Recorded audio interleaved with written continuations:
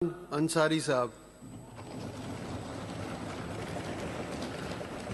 शुक्रिया जनाब स्पीकर साहब। आउज़ुबिल्लाहि मिनश्शैतानिर्रजीम, बिस्मिल्लाहिर्रहमानिर्रहीम। जनाब स्पीकर साहब, मेरा जिस हल्के से ताल्लुक़ है PS 99 जो गुलशन इकबाल स्कीम 33 और सुराब गुट के ऊपर मुश्तमिल है, तो क्या ही अच्छा होता इस स्कीम में मिनिस्टर साहब यहाँ बैठी हुई हैं, सुराब गुट के लिए भी कोई स्कूल या कोई हॉस्पिटल दे दिया जाता। वहाँ की आवाम भी बहुत ज़्यादा परेशान है। अगर आप इस पर गौर व फिक्र करेंगी तो हमें खुशी होगी। दूसरी बात में जनाब स्पीकर, यहाँ पे बहुत सारे दोस्तों ने KE के मुतालिक बात की, वाटर के मुतालिक बात की।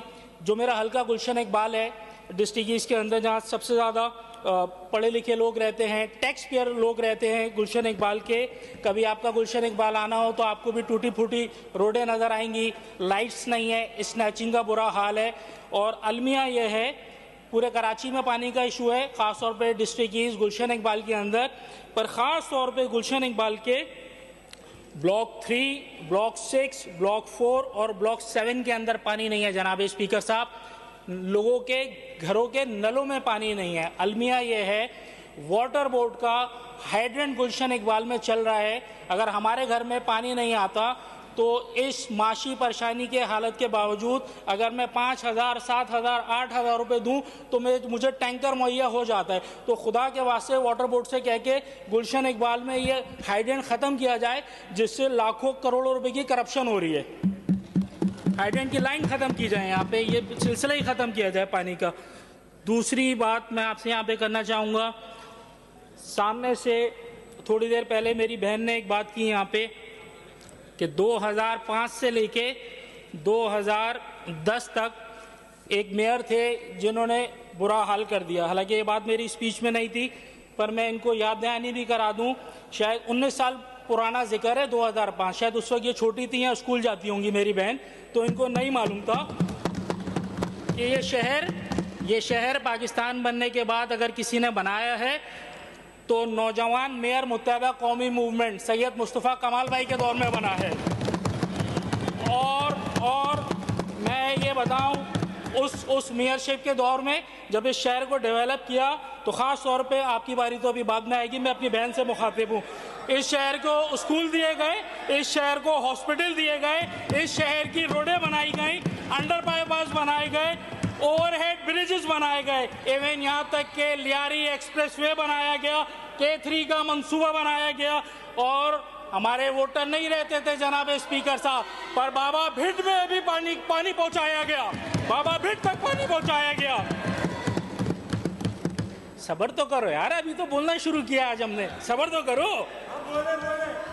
दूसरी बात जनाब स्पीकर साहब, जहां मेरी नजर इस बजट पे हेल्थ पे जाती है, तो मैं देखता हूं 2022 और 2023 में ये जो बजट था लगभग 200 अरब रुपए था।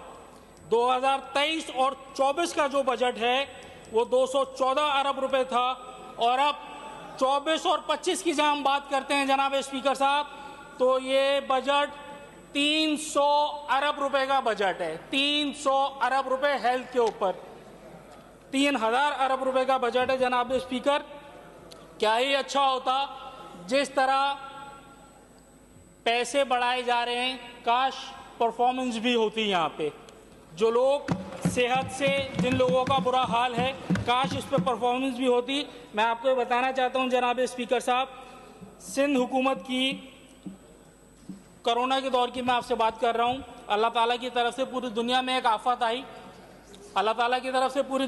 आफत आई, और कोरोना जैसा एक मर्ज हम सबको उसका सामना करना पड़ा। और उस वक्त हमने देखा ये जो अरबों रुपए का बजट है, सिंध हुकूमत के पास 2000 बेड का कोई हॉस्पिटल भी नहीं है आज तक। दूसरी तरफ जब मेरी नज़र जाती है जनाब स्पीकर साहब कुछ हॉस्पिटल्स में, हॉस्पिटल तो बहुत दूर की बात है, यहाँ तो हमारे पास ये जो अरबों रुपए का बजट है, कुत्ते के काटने की वैक्सीन में नहीं है जनाब स्पीकर साहब। कराची से कश्मीर तक वैक्सीन नहीं है हमारे पास, और हम दावे करते हैं यहाँ पे अरबों रुपए के बजट के। जनाब स्पीकर साहब, एक बाजी उसी पे आ रहा हूँ।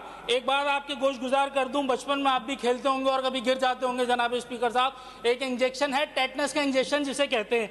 आज टेटनस के इंजेक्शन की जो 30 रुपए का मिला करता था जनाब स्पीकर साहब, आज ब्लैक में भी नहीं मिल रहा। वो 800 रुपए, 1000 रुपए, 2000 रुपए के अंदर भी ये इंजेक्शन अवेलेबल नहीं है जनाब स्पीकर साहब। और हॉस्पिटल्स के हालात तो आपके सामने हैं। शहर कराची के अंदर जिना हॉस्पिटल हो गया, सिविल हॉस्पिटल हो गया, इसके साथ साथ जो दूर दराज से आए हुए लोग हैं जब इन हॉस्पिटल से फ्री होते हैं और खुदा न खास्ता जब किसी का इंतकाल हो जाता है तो अलमिया ये है, वज़ीर आला साहब भी यहाँ पर आ गए, मैं चाहूँगा वो भी तवज्जो दें। अलमिया ये है कि जनाब स्पीकर साहब, शहर कराची के अंदर सबसे बड़ा कब्रिस्तान का मसला है। शहर कराची में कब्रिस्तान के लिए ज़मीन दी जाए, वो एक अलग बात है कि आधे शहर की ज़मीन पर लैंड ग्रैबर्स आ गए हैं, वो एक अलग बात है जनाब स्पीकर साहब, पर कब्रिस्तान की ज़मीन भी यहाँ पे दें आप हमें। और जैसे मैंने बताया था अभी सिंध के हॉस्पिटल्स का हाल ये है जनाब स्पीकर साहब, सिंध के ये कुछ हॉस्पिटल्स निकाले हैं मैंने जिसमें कुत्ते, दुम्बे और गधे बंधे हुए हैं। तो ये परफॉर्मेंस आपके सामने है और अरबों रुपए का बजट भी आपके सामने है जनाब स्पीकर साहब। जनाब स्पीकर साहब, पुलिस के ऊपर भी मैं देख रहा हूं माशाल्लाह काफी बजट रखा गया है। यहाँ पे 1 अरब 72 करोड़ रुपए का बजट है जनाब स्पीकर साहब। और मुझे तो ये देख के हैरानी होती है जब इस शहर के उसमें पता नहीं क्या क्या लिखा हुआ है, पुलिस मोबाइलें खरीदेंगे, DNA करेंगे और पता नहीं जनाब स्पीकर साहब असला खरीदेंगे। तो मुझे एक और बात पूछनी है, ये जो असला तो हम बचपन से देखते हुए आ रहे हैं जनाब स्पीकर साहब। सिंध पुलिस के पास तो एक ही असला है, क्या कच्चे के डाकुओं के लिए भी असला खरीदा जाएगा? क्योंकि अक्सर सिंध गवर्नमेंट का असला कच्चे के डाकुओं के पास निकलता है। तो मेरे ख्याल से ये सारा पैसा कहीं और जा रहा है वहाँ पे जनाब स्पीकर साहब। तो ये जो ना आपको इस पर नज़रसानी करनी पड़ेगी जनाब स्पीकर साहब।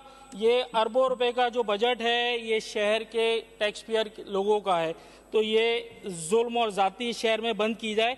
और मेरे दोस्त ने अभी वहाँ से बात की थी कि शहर के अंदर जो हमने भी स्कीमें दी हैं, हमने अपने घर के लिए नहीं दिया जनाब स्पीकर साहब, अगर उसको भी शामिल कर लिया जाएगा, क्योंकि हमें तो नहीं पता कि इन 2 लोगों ने बैठ के बजट बना दिया और उस तरफ के लोग भी, उनको बजट का पता भी नहीं और वहाँ पे बैठ के लोग भी तालियां बजा रहे हैं। तो आपसे भी गुजारिश है कि हमारी इन स्कीम्स को उसके अंदर डाला जाए।